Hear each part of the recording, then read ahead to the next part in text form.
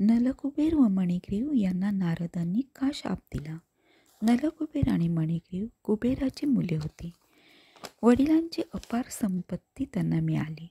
संपत्तीचा अतिरेक दुर्गुणांचा जन्मदाता असतो.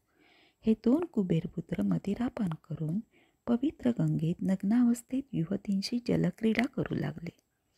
देवर्षी नारद तेथून चालले होते. ते दृश्य पाहून त्यांना फार दुःख झाले.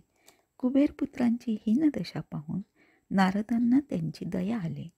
त्यांना सन्मार्गावर आणण्यासाठी नारदांनी शाप दिला. तुम्हाला वृक्षांचा जन्म मिळो. वृक्षांना 6 ऋतूंचे नाना प्रकारचे प्रहार सहन करावे लागतात. हा शाप ऐकताच नलकुबेर आणि मणिग्रीव यांना पश्चाताप झाला. ते नारदांना शरण गेले. तेव्हा नारद म्हणाले, नंदाच्या अंगणात तुम्हा दोघांचा जन्म होईल आणि भगवान श्रीकृष्णांच्या चरणस्पर्शाने तुमचा उद्धार होईल.